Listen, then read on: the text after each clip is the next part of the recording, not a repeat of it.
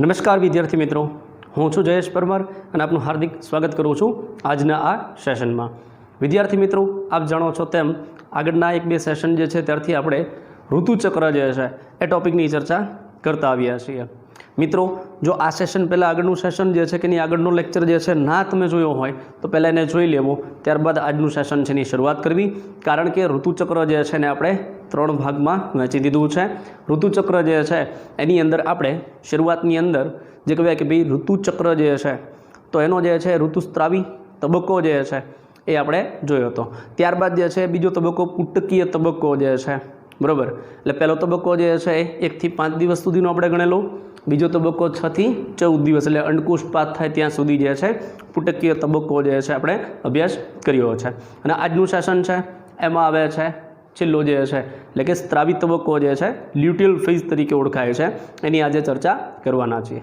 તો ચાલો શરૂ કરીએ આજનું સેશન લ્યુટિયલ ફેઝ સ્ત્રાવી તબક્કો। હવે મિત્રો જરાક અહીંયા આગળ જોઈએ તો આ જે તબક્કો જે છે સ્ત્રાવી તબક્કો એ દરમિયાન શું થઈ રહ્યું છે તો ગ્રાફિયન પુટિકાનો બાકીનો ભાગ, ગ્રાફિયન પુટિકા જે છે એનો બાકીનો ભાગ, હવે બાકીનો ભાગ શા માટે કીધું છે કારણ કે એ શું હતું, પ્રાથમિક પુટિકા હતી પહેલાં, એમાંથી દ્વિતીયક પુટિકા બની ગઈ, એમાંથી તૃતીયક પુટિકા બની અને એમાંથી વિકાસ પામીને વિકસિત પુટિકા અથવા તો ગ્રાફિયન પુટિકા બની। હવે જ્યારે ગ્રાફિયન પુટિકા બની ત્યારે જે છે શું થયું તો કે અંદર તરફથી જે છે અંડકોષ જે છે પ્રાથમિક પૂર્વમાંથી દ્વિતીય પૂર્વ જે છે અંડકોષ બની ગયો, બરાબર। એટલે કે અંદર તરફ જે છે અર્ધીકરણ એક કમ્પ્લીટ અંડકોષે કરી લીધું, બરાબર। અને હવે એ 14મા દિવસે એટલે કે ઋતુચક્ર જે છે ના મધ્યમાં 14મા દિવસે જે છે એ આ જે વિકસિત પુટિકા જે છે એણે પોતાની અંદરથી જે છે અંડકોષને મુક્ત કરી દીધો, જેને આપણે અંડકોષપાત કહીએ છીએ, બરાબર, અથવા તો અંડપાત કહીએ છીએ। તો હવે શું થયું કે આ ગ્રાફિયન પુટિકા હતી એ તૂટી ગઈ છે, તો ગ્રાફિયન પુટિકાનો બાકીનો જે ભાગ વધેલો છે જેમાંથી અંડકોષ નીકળી ગયો છે જે દ્વિતીય પૂર્વ હતો, બરાબર, તો એનો બાકીનો રહેતો ભાગ જે છે એ હવે શું કહેવાય છે તો આગળ જતાં હવે કોર્પસ લ્યુટિયમ જે છે, કોર્પસ લ્યુટિયમ એમાં ફેરવાય છે। એટલે અત્યાર સુધી શું હતું ગ્રાફિયન પુટિકા, બરાબર, ગ્રાફિયન પુટિકા શેમાં ફેરવાય છે કોર્પસ લ્યુટિયમ, કોર્પસ લ્યુટિયમ જે છે એમાં ફેરવાય છે। 14મા દિવસ પછીનો જે સમયગાળો છે એની વાત કરે છે, એટલે કે અંડકોષને મુક્ત કરી દીધા બાદનો સમયગાળો છે। આ કોર્પસ લ્યુટિયમ જે છે મિત્રો, કોર્પસ લ્યુટિયમ મોટા જથ્થામાં પ્રોજેસ્ટેરોનનો સ્ત્રાવ કરે છે, અગત્યનું છે ખૂબ જ પ્રોજેસ્ટેરોન। આખું ચક્ર જે છે મિત્રો એની અંદર 4 અગત્યના આપણા માટે અંતઃસ્ત્રાવ છે, કેટલા 4, ભૂલાય નહીં, ઋતુચક્રની વાત આવે એટલે 4, 3 તબક્કા 4 અંતઃસ્ત્રાવ આપણને ખબર હોવી જોઈએ, LH, FSH, ઇસ્ટ્રોજન ને પ્રોજેસ્ટેરોન, બરાબર। હવે અહીંયા શું કીધું છે કે કોર્પસ લ્યુટિયમ જે છે એ પ્રોજેસ્ટેરોનનો સ્ત્રાવ કરે છે અને એ પ્રોજેસ્ટેરોનનું કાર્ય શું છે, એ પ્રોજેસ્ટેરોન ગર્ભાશય જે છે એના અંતસ્તર જે છે એની જાળવણી માટે આવશ્યક છે। શા માટે અંતસ્તરની જાળવણી જરૂરી છે મિત્રો, અંતસ્તર જે છે એ ગર્ભ ધારણ કરવા માટે, ગર્ભ જે છે એના સ્થાપન કરવા માટે ખૂબ જ મહત્વનું હોય છે। એનો મતલબ શું મિત્રો, શરૂઆત આપણે કરી હતી જ્યારે આ ઋતુચક્રની એ વખતે શરૂઆતનો જે તબક્કો આપણે જોયો હતો 3 થી 5 દિવસ સુધી ચાલે, એમાં શું થતું હતું કે ભાઈ ગર્ભાશય જે છે એનું અંતસ્તર જે છે જેને આપણે એન્ડોમેટ્રિયમ કહીએ છીએ એની અંદરથી શું થાય તો કે રુધિરવાહિનીઓ તૂટે, રુધિરવાહિનીઓ તૂટવાને કારણે એટલે અફલિત અંડકોષ, અંડકોષનું ફલન નથી થતું એવો અંડકોષ અને એનું અંતસ્તર જે છે એની રુધિરવાહિનીઓના તૂટવાને કારણે જે પ્રવાહી જે છે એનો સ્ત્રાવ થાય છે એને આપણે શું કીધું ઋતુસ્ત્રાવ તરીકે ઓળખવામાં આવે છે, એવું કીધું હતું, જે કહે છે કે ભાઈ યોનિમાર્ગ છે એના દ્વારા ગર્ભાશયમાંથી બહાર નીકળી જાય છે, ખ્યાલ આવે છે। 3 થી 5 દિવસ સુધી ચાલે છે, એમાં સરેરાશ 150 ml જેટલું રુધિર જે છે એ પણ શરીરમાંથી લોસ થતો હોય છે, એટલા માટે જે છે સ્ત્રીઓ જે છે એને આ સમયગાળા દરમિયાન જે છે વીકનેસ અનુભવાતી હોય છે, બરાબર। પણ અહીંયા કહેવાનો મતલબ શું મિત્રો કે એ શરૂઆતની વાત કરીએ તો જ્યારે એ તૂટી જાય છે હવે શું થયું તો કે 6 થી 14 દિવસ છે એટલે વળી પાછું એ આખું ચક્ર રિપીટેશનના મોડમાં આવી જાય છે, એટલે ફરી વખત જે છે એ પ્રાથમિક પુટિકા વિકસિતમાં બને એમ કરતાં કરતાં ફેરવાય અને શું બની જાય છે ગ્રાફિયન પુટિકા। ગ્રાફિયન પુટિકા જે છે એ હવે શું થાય તો કે 14મા દિવસ પછી કોર્પસ લ્યુટિયમમાં ફેરવાય છે। પણ જરૂર શું પડે મિત્રો, સમજો ધ્યાનથી, જ્યારે ગ્રાફિયન પુટિકા જે હતી વિકસિત તો આની પાસે અંડકોષ હતો, એનો મતલબ હજી ફલન થવાની કોઈ શક્યતા નથી। અંડકોષ છે એ ગર્ભાશય જે છે એની અંદર તરફ દાખલ જ નથી હજી તો, બરાબર। પણ જેવું ગ્રાફિયન પુટિકા એને મુક્ત કરે એટલે ગર્ભવાહિની જે આપણે કહીએ, બરાબર, સર ગર્ભાશય જે છે અંડવાહિની નિવાપ જે કહીએ, બરાબર, તો અંડવાહિની નિવાપ છે એમાં શું થાય, અંડકોષ આવે છે અને એ જે આગળ વધતા જે છે ઇથમસ જે આપણે કહીએ છીએ, બરાબર, તો ઇથમસ જે છે એમાંથી આગળ તરફ અંડવાહિની જે છે એમાં આગળ વધે છે અને ગર્ભાશય સુધી પહોંચવાની તૈયારી બતાવે છે। તો એ દરમિયાન માનો, એ દરમિયાન હવે એ આવતો અંડકોષ છે એનું જો ફલન થાય તો એ યુગ્મન જ બનશે, યુગ્મન જ બનશે તો ધીમે ધીમે ગર્ભમાં રૂપાંતરિત થશે, તો એના સ્થાપનની જરૂર પડશે। સમજો તો હજી તો 14મા દિવસે અંડકોષ છે એ હજી તો અંડવાહિની નિવાપમાં એન્ટ્રી કરે કે અહીંયા ગ્રાફિયન પુટિકા જે છે કોર્પસ લ્યુટિયમમાં ફેરવાય અને આ કોર્પસ લ્યુટિયમ જે છે એ શું કરે છે, પ્રોજેસ્ટેરોનનો સ્ત્રાવ કરે છે। પ્રોજેસ્ટેરોનના સ્ત્રાવમાં વધારો થાય એટલે ગર્ભાશય જે છે એના અંતસ્તર જે છે એનું જાળવણી, એનો મતલબ જ્યાં સુધી પ્રોજેસ્ટેરોનનો સ્ત્રાવ થતો રહે ત્યાં સુધી ગર્ભાશયનું અંતસ્તર તૂટતું નથી, અંતસ્તર ન તૂટે ત્યાં સુધી ઋતુસ્ત્રાવ નહીં થાય। ખ્યાલ આવે છે શું કહેવા માંગુ છું? આખી ઘટના જે છે થોડીક સમજજો। આખી ઘટના સમજવા માટે અગત્યના 4 અંતસ્ત્રાવ, 4 અંતસ્ત્રાવ જે છે એનું કાર્ય અને 4 અંતસ્ત્રાવ જે છે એની અસર જે કંઈ છે એ તમને સમજાય તો વાંધો આવશે નહીં, બરોબર। તો અહીંયા શું કીધું છે, પ્રોજેસ્ટેરોનનો સ્ત્રાવ કોના દ્વારા થાય છે, કોર્પસ લ્યુટિયમ દ્વારા। કોર્પસ લ્યુટિયમ શેમાંથી બને છે, ગ્રાફિયન પુટિકા જે છે એનો બાકીનો ભાગ છે કે જે અંડકોષ ગુમાવી દીધો છે એને મુક્ત કરી દીધો છે, સરસ। હવે આ જે ગર્ભાશયનું અંતસ્તર છે એની જાળવણી માટે આવશ્યક છે એવું કીધું છે। હવે આગળ શું કહે છે, ગર્ભાશય જે છે એનું અંતસ્તર જે છે એ શું કરે છે, તો અંતસ્તર જે છે એ ફલિત અંડકોષના સ્થાપન જે છે, ફલિત અંડકોષ, ફલન થયેલો અંડકોષ હશે તો એના સ્થાપન માટે અને ગર્ભધારણ જે છે એની અન્ય ઘટનાઓ જે છે, ગર્ભધારણની અન્ય ઘટનાઓ માટે જવાબદાર। એમાં પહેલી ઘટના કઈ આવશે, ઋતુચક્ર બંધ થવું। પહેલી જ ઘટના શું આવશે, ઋતુચક્ર બંધ થવું। બીજી ઘટના શું આવશે, LH FSH જે છે ઇસ્ટ્રોજન પ્રોજેસ્ટેરોન જે છે એનો નોર્મલ જે સ્ત્રાવ હતો એમાં ફેરફાર થવો। જે જ્યાં સુધી નોર્મલ હતું ત્યાં સુધી, રૂટીન લાઈફની અંદર જ્યાં સુધી નોર્મલ હતું ત્યાં સુધી 28 થી 29 દિવસના સમયગાળે ઋતુચક્ર રિપીટ એન્ડ રિપીટ થયા રાખે, બરાબર। પણ જ્યારે અંડકોષ છે એનું સ્થાપન થાય છે, ગર્ભધારણની અન્ય જે છે ઘટનાઓની શરૂઆત થાય છે, એનો મતલબ એવો કે ગર્ભધારણ છે તો ઋતુચક્ર અટકાઈ જવું જોઈએ, તો એનો મતલબ બાકીની ઘટનાઓમાં પણ ફેરફાર થવો જોઈએ, તો એના માટે જરૂરી છે। આગળ જોઈએ, ગર્ભધારણ દરમિયાન ઋતુચક્ર જે છે એની બધી જ ઘટનાઓ શું થઈ જાય છે, અટકી જાય છે। શું થાય છે, અટકી જાય છે, બધી જ ઘટનાઓ જેટલા પણ તબક્કા આવે છે સ્ટોપ થઈ જાય છે અને ઋતુસ્ત્રાવ જે છે એ થતો નથી, ઋતુસ્ત્રાવ જોવા મળતો નથી। તો અહીંયા વિદ્યાર્થી મિત્રો જે છે જરાક જે છે અગત્યની બાબત જે છે તમને સમજાવું તો ગ્રાફિયન પુટિકા જે છે, તો ગ્રાફિયન પુટિકા જે છે શેના માટે જવાબદાર હતી, વિકસિત બને એટલે ઇસ્ટ્રોજનના સ્ત્રાવ માટે, ઇસ્ટ્રોજન। હવે જ્યારે ગ્રાફિયન પુટિકા જે છે એ અંડકોષને મુક્ત કરીને કોર્પસ લ્યુટિયમમાં ફેરવાય છે મિત્રો, ત્યારે શું કરે છે, પ્રોજેસ્ટેરોનના સ્ત્રાવ માટે જવાબદાર છે। અને પિટ્યુટરી ગ્રંથિ શેના માટે જવાબદાર છે, તો અહીંયા કણે જે છે લખું છું પિટ્યુટરી ગ્રંથિ, પિટ્યુટરી ગ્રંથિ, પીટી શારીરિક શિક્ષણ નહીં પણ પિટ્યુટરી ગ્રંથિ જે છે આપણે લઈએ, બરાબર, તો જે છે એ પીટીજી લખી દઈએ, પિટ્યુટરી ગ્લેન્ડ, બરાબર। તો પિટ્યુટરી ગ્રંથિ જે છે એમાંથી LH અને FSH આનો સ્ત્રાવ થવા માટે જવાબદાર છે। ખ્યાલ આવે છે મિત્રો? તો એ જે છે એના સંદર્ભમાં આપણે જોઈએ છીએ ઋતુચક્ર જે છે। તો આગળ જોઈએ કે ભાઈ સ્ત્રાવી તબક્કો જે છે, લ્યુટિયલ ફેઝ જે છે એની અંદર ઘટનાની શરૂઆત કેવી છે, તો 14મા દિવસે એટલે કે ઋતુચક્રની મધ્યમાં જ્યારે, આખી ઘટના ફરીવાર થોડીક રિપીટ કરી દઈએ મિત્રો કે શરૂઆત ક્યાંથી કરી હતી, તો શરૂઆતની અંદર શું હતું, શરૂઆતના દિવસોમાં તો પ્રાથમિક પુટિકા જે છે, સમજો પહેલાં તો 3 થી 5 દિવસનો સમયગાળો છે, એમાં તો સ્ત્રાવી તબક્કો જે છે, બરાબર, એટલે કે ઋતુસ્ત્રાવી તબક્કો એમ કહી શકાય। હવે એ તબક્કા દરમિયાન જે છે એ રુધિરવાહિની જે છે તૂટવાના કારણે જે છે ઋતુસ્રાવ થાય, ફલિત ન થયેલો અંડકોશ પણ નાશ પામે. એ નાશ પામે એટલે શું થાય તો એના પછીથી જે છે શરૂઆત થઈ જાય 6 થી 14 દિવસ દરમિયાન એક નવી પુટિકા જે છે એ વિકાસ પામીને આગળ વધે છે. એ પ્રાથમિક, દ્વિતીયક, તૃતીયક થઈને વિકસિત પુટિકા બને છે. વિકસિત પુટિકા ઇસ્ટ્રોજનના સ્તરમાં વધારો કરે છે અને એ વિકસિત પુટિકા જે છે 14મા દિવસે શું કરે છે અંડકોશ પાત કરે છે. ત્યાં સુધીનો તબક્કો શું કહેવાય છે પુટિકીય તબક્કો તરીકે ઓળખાય છે, કેમ કે પુટિકાના ફેરફાર થાય છે. પુટિકાઓ જે છે એમાં શું થાય છે ફેરફાર અનુભવે છે, એટલા માટે એને શું કહેવાય છે પુટકીય તબક્કા તરીકે ઓળખવામાં આવે છે. અને ત્યારબાદ અંડકોશ જે છે મુક્ત કરે એટલે હવે વિકસિત અથવા તો ગ્રાફિયન પુટિકા હતી એ અંડકોશ સિવાયનો બાકીનો જે ભાગ છે શેમાં ફેરવાનો કોર્પસ લ્યુટિયમમાં. કોર્પસ લ્યુટિયમ જે છે શેના માટે જવાબદાર છે પ્રોજેસ્ટેરોનના સ્ત્રાવ માટે જવાબદાર છે. એટલે મોટા જથ્થામાં પ્રોજેસ્ટેરોનનો સ્ત્રાવ કરે છે અને જ્યાં સુધી પ્રોજેસ્ટેરોન હાજર હોય મિત્રો ત્યાં સુધી ગર્ભાશયનું અંતસ્તર તૂટતું નથી. જ્યાં સુધી ગર્ભાશયનું અંતસ્તર તૂટે નહીં ત્યાં સુધી ઋતુચક્રીય જે કે આપણે અથવા તો ઋતુસ્ત્રાવીય તબક્કો જે છે એ 3 થી 5 દિવસની પાછી શરૂઆત થાય નહીં. એ જ્યાં સુધી શરૂઆત ન થાય ત્યાં સુધી આ ચક્ર અટકી જાય છે. ખ્યાલ આવે છે મિત્રો? જોઈએ આગળ શું કહે છે.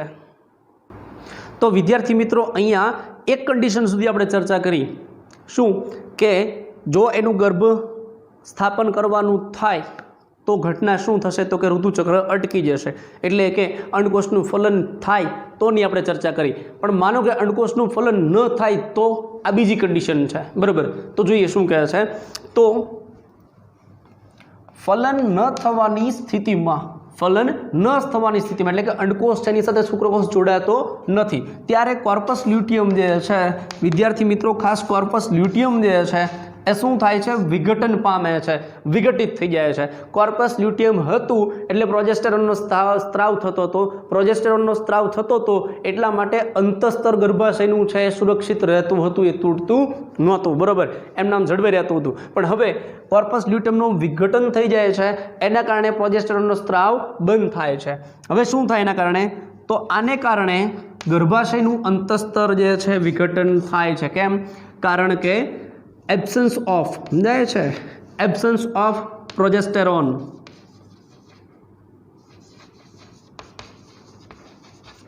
પ્રોજેસ્ટેરોન જે છે એનો સ્ત્રાવ અટકી જાય છે એટલા માટે અંતસ્તર છે શું થઈ જાય છે વિઘટન પામે છે અને ઋતુસ્ત્રાવ જે છે એ શરૂ થાય છે. ઋતુસ્ત્રાવ શરૂ થઈ જાય છે. કેમ? અંતસ્તર વિઘટન પામે તો એ રુધિરવાહિની તૂટે તો એ અંદરથી મુક્ત થતો એ સ્ત્રાવ અને જે ફલિત નથી થયો એ અંડકોશ, બરાબર? અને શું થાય છે તો કે ઋતુસ્ત્રાવ તરીકે વર્તે છે. તો ઋતુસ્ત્રાવ જે છે શરૂ થાય છે જે નવા ચક્રની નિશાની છે. એનો મતલબ વળી પાછું નેક્સ્ટ સાયકલ જે છે એની શરૂઆત થઈ ગઈ છે. માનવમાં ઋતુચક્ર 50 વર્ષ, શું કીધું છે? માનવમાં ઋતુચક્ર જે છે 50 વર્ષની ઉંમર જે છે એની આસપાસ બંધ થઈ જાય છે, કુદરતી રીતે નેચરલી બંધ થઈ જાય છે, સ્ટોપ થઈ જાય છે, બરાબર? જેને શું કહેવામાં આવે છે મેનોપોઝ તરીકે ઓળખવામાં આવે છે. મેનોપોઝ, મેનો એટલે મેન્સ્ટ્રુઅલ સાયકલ, મેનો એટલે મેન્સ્ટ્રુઅલ સાયકલ, પોઝ એટલે અટકી જવું. તો મેન્સ્ટ્રુઅલ સાયકલ જે છે પોઝ થઈ જાય છે, અટકી જાય છે અને શું કહેવાય મેનોપોઝ તરીકે ઓળખવામાં આવે છે. ચક્રીય ઋતુસ્ત્રાવ સામાન્ય પ્રજનન જે છે એ અવસ્થાનું સૂચક છે. ચક્રીય 28 થી 29મા દિવસે જે છે રિપીટ થતી હોય સાયકલ તો એને ચક્રીય ઋતુસ્ત્રાવ કહેવાય છે. એક વખત ઋતુસ્ત્રાવ થવો, 28-29 દિવસે વળી પાછો ફરી વખત ઋતુસ્ત્રાવ થવો, તો એને ચક્રીય ઋતુસ્ત્રાવ કહે છે. તો ચક્રીય ઋતુસ્ત્રાવ થતો હોય તો એ સામાન્ય પ્રજનન અવસ્થા જે છે એનું સૂચક છે. તથા રજોદર્શન પહેલી વખત યૌનારૂમની અંદર પહેલી વખત જે છે ઋતુસ્ત્રાવ થવો તે રજોદર્શન અને મેનોપોઝ જે છે એટલે 50 વર્ષની આજુબાજુ બંધ થવું તે શરૂઆતથી લઈ અને બંધ થવું તે વચ્ચે જે છે લંબાયેલ છે. કોણ? આ ચક્રીય ઋતુસ્ત્રાવ. ખાસ યાદ રાખજો ચક્રીય ઋતુસ્ત્રાવ જે છે સામાન્ય પ્રજનન અવસ્થા જે છે એનું સૂચક છે. એ ઉપરાંત ચક્રીય ઋતુસ્ત્રાવ ક્યાંથી ક્યાં સુધી હોય? ચક્રીય ઋતુસ્ત્રાવ જે છે રજોદર્શનથી લઈ અને મેનોપોઝ સુધી જે છે લંબાયેલું જોવા મળે છે. વિદ્યાર્થી મિત્રો અહીંયા જે છે આપણે ઋતુચક્ર જે છે એના 3 તબક્કા જે છે એને કમ્પ્લીટ જોયા છે, બરાબર? એટલે સામાન્ય રીતે જે છે હવે 3 કટકામાં આપણે જોયું છે તો એને વળી પાછું જોઈન્ટ કરીને જરાક જોઈ લઈએ, બરાબર? એ એક નજર નાખી દઈએ એટલે રિવિઝન જેવું થઈ જાય અને યાદ પણ રહી જાય.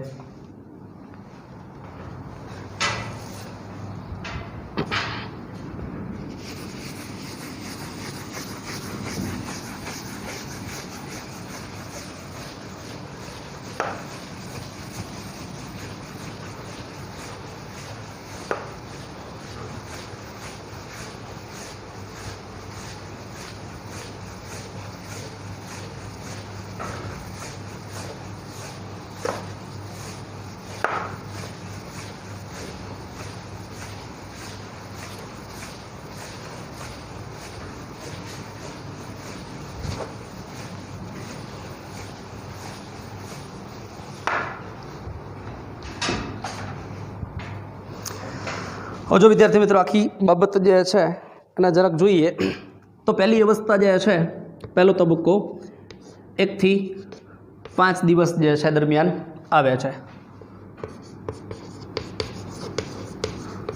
ઋતુસ્ત્રાવ તબક્કો. ત્યારબાદ જે છે 6 થી 14 દિવસ જે છે એની વચ્ચે જોવા મળે છે પુટિકીય તબક્કો. ત્યારબાદ જે છે 14 જે છે ત્યાંથી લઈ અને 28 કે 29 દિવસ જે છે, બરાબર, ત્યાં સુધી જે છે એને શું કીધું આપણે?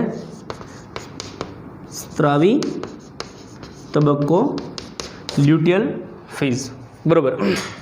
હવે જોજો જરાક શું આખી ઘટના જે બને છે અહીંયા. તો અસરની વાત કરીએ તો આ જે સમયગાળો છે મિત્રો, આ જે સમયગાળો, બરાબર, આ દરમિયાન તો શું થાય છે તો કે અંડકોષ જે છે આની અંદર શું થાય તો કે અંતસ્તર છે વિઘટન પામી જાય છે. એટલે રુધિરવાહિની જે છે આ તબક્કામાં શું થાય? તૂટવાનું. રુધિરવાહિની તૂટે, બરાબર, રુધિરવાહિની તૂટે. અને બીજું શું છે એની સાથે તો કે અફલિત અંડકોષ ફલન ન થાય તો આ ઘટનાની શરૂઆત થાય. 3 થી 5 દિવસ ચાલે. 6ઠા દિવસથી શું થાય તો કે નવી શરૂઆત પાછી થઈ જશે ફરી વખત. તો અહીંયા જે છે મિત્રો એ LH અને FSH આ ક્યાંથી આવે છે તો કે પિટ્યુટરી ગ્લેન્ડ, પિટ્યુટરી ગ્રંથિ જે છે એમાંથી LH FSH જે છે એના સ્તરમાં વધારો થાય, બરાબર. તો એના સ્તરમાં વધારો થાય છે બંનેના, એટલા માટે એની અસરને કારણે શું થાય છે તો કે પ્રાથમિક પુટિકા જે છે, પ્રાથમિક પુટિકા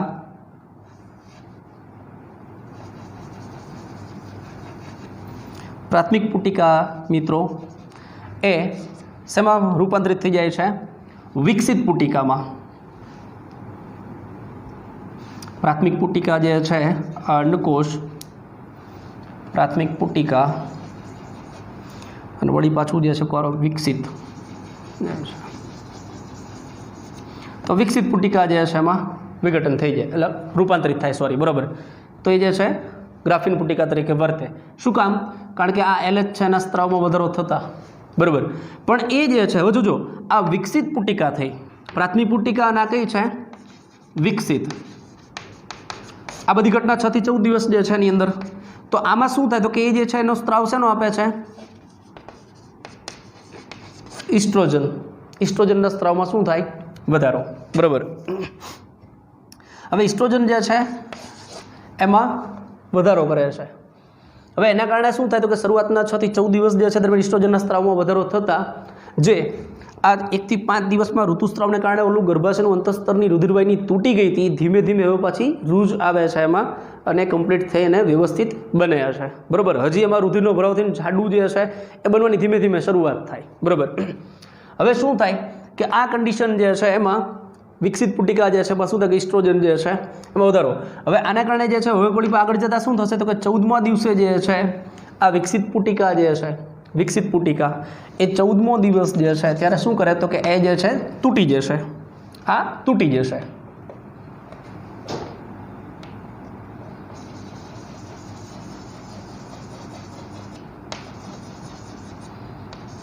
તૂટી જાય છે એટલે એમાં રહેલો જે આ દ્વિતીય પૂર્વ અંડકોષ જે છે એ બહાર નીકળી જશે. ત્યાંથી ક્યાં જશે? અંડવાહિની નિવાપમાં, એટલે આગળ ક્યાંય દેખાશે નહીં, બરાબર. હવે આ જે છે એ શેમાં રૂપાંતરિત થઈ જાય છે? Corpus luteum.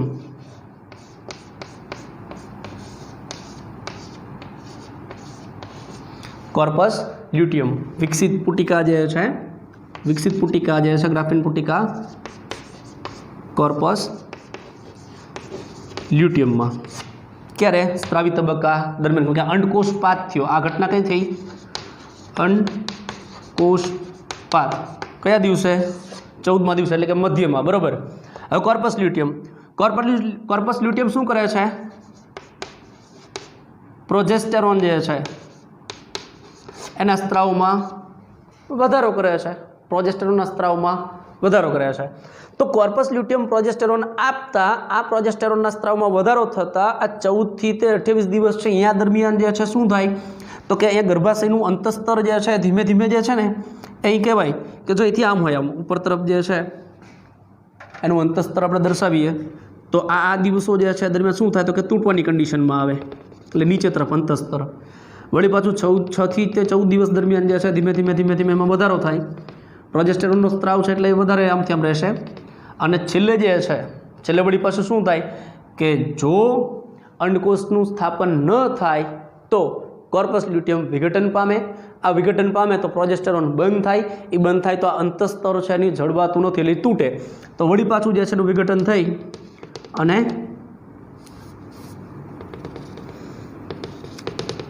આ રીતે હોય 28 દિવસ જે છે ત્યાંથી વળી પાછું શું થાય એનું વિઘટન થાય અને ઋતુસ્ત્રાવ જે છે એ વળી પાછી આગળ જતાં શરૂઆત થઈ જશે અને વળી પાછું એમાં વિઘટન થશે. તો વળી પાછું જે છે એમાંથી જે છે એ અંતસ્તર વિઘટિત થાય અને 3 થી 5 દિવસ સુધી રુધિર જે છે એનો સ્ત્રાવ શરૂ થશે. બરાબર. તો આ રીતે જે છે તો એનો મતલબ અહીં યાદ શું રાખવાનું વિચારો તો એક તો બાબત જે છે ગર્ભાશય જે છે એના અંતસ્તરમાં થતો ફેરફાર એક બાબત. બીજું જે છે આ જે છે તો કે અંડપિંડીય ફેરફાર. અંડપિંડમાં કેવું ચક્ર ચાલે છે, પ્રાથમિક પુટિકા, દ્વિતીયક, તૃતીયકના પછી વિકસિત ગ્રાફિન પુટિકા અને એમાંથી વળી પાછું શું થાય એનું વિઘટન થાય, એમાંથી કોર્પસ લ્યુટિયમ બને. કોર્પસ લ્યુટિયમ બની જાય પ્રોજેસ્ટેરોનનો સ્ત્રાવ કરે છે. પ્રોજેસ્ટેરોનનો સ્ત્રાવ કરતાં ગર્ભાશય છે એનું અંતસ્તર જળવાઈ રહે છે, પણ જો અંડકોષનું સ્થાપન ન થાય તો કોર્પસ લ્યુટિયમ વિઘટન પામે તો પ્રોજેસ્ટેરોનનો સ્ત્રાવ બંધ થાય. એ સ્ત્રાવ બંધ થાય તો કે અંતસ્તર જે છે વળી પાછું વિઘટન પામવાની શરૂઆત કરે, વળી પાછું જે છે ઋતુસ્ત્રાવ જે છે એ 5 દિવસ સુધી ચાલુ, તો બીજું ચક્ર ચાલુ એની શરૂઆત થઈ જશે. બરાબર. તો આ જે છે એ અંડપિંડીય, તો એક જે છે ગર્ભાશયી ચક્ર જે છે એની વાત, બીજું અંડપિંડીય જે છે ચક્ર જે છે એમાં થતો ફેરફાર છે. અને પિટ્યુટરી ગ્રંથિ જે કંઈ છે, પિટ્યુટરી ગ્રંથિ જે છે બરાબર એમાંથી મુક્ત થતા LHFSH જે કંઈ છે એની વાત છે. તો એ મિત્રો જે છે હાઇપોથેલેમસ જે છે એમાંથી સંદેશો મળે, ગોનેટ્રોફિન રિલીઝિંગ હોર્મોન જે છે એના કારણે જે છે પિટ્યુટરીનો અગ્રભાગ જે છે LHFSHનો સ્ત્રાવ કરે છે. LH અને FSH જે છે એની અસરને કારણે અંડપિંડ જે છે એની અંદર અંડપિંડીય ઘટનાઓ જે છે એની શરૂઆત થઈ જાય છે. આ જે શરૂઆત થાય છે તો એમાં પ્રાથમિક પુટિકા જે છે વિકસિત થઈને આગળ તરફની ઘટના તો એ વિકસિત બને ત્યારે ઇસ્ટ્રોજનનો સ્ત્રાવ કરે, ત્યારબાદ જે છે અંડકોષને મુક્ત કરી દે, પછી એ કોર્પસ લ્યુટિયમ તો ત્યારે પ્રોજેસ્ટેરોનનો સ્ત્રાવ કરે છે. ખ્યાલ આવે છે? તો આમ જે છે આ ચક્રીય ફેરફાર છે, પણ આ ચક્રીય ફેરફાર જે છે એને સામૂહિક રીતે આપણે ઋતુચક્ર તરીકે ઓળખીએ છીએ કે જે દર 28 થી 29 દિવસ છે એમાં રિપીટ થતી સાયકલ સ્વરૂપે જોવા મળે છે. ખ્યાલ આવે છે મિત્રો? તો આ જે છે જરાક એવી બ્રીફ માહિતી જે છે કે આપણને ખ્યાલ આવે કે શું ઘટના કેવી રીતે બનતી હશે. ચાર્ટ જે છે આખો બુકની અંદર પણ આપેલો છે, પણ માત્ર જસ્ટ એની સમજ શું છે ને એ આંકડા આપવાનો પ્રયત્ન કરેલો છે. બરાબર. તો મળીએ મિત્રો નેક્સ્ટ સેશનમાં આ જ ચેપ્ટરના એક નવા ટોપિક સાથે. ત્યાં સુધી આવજો.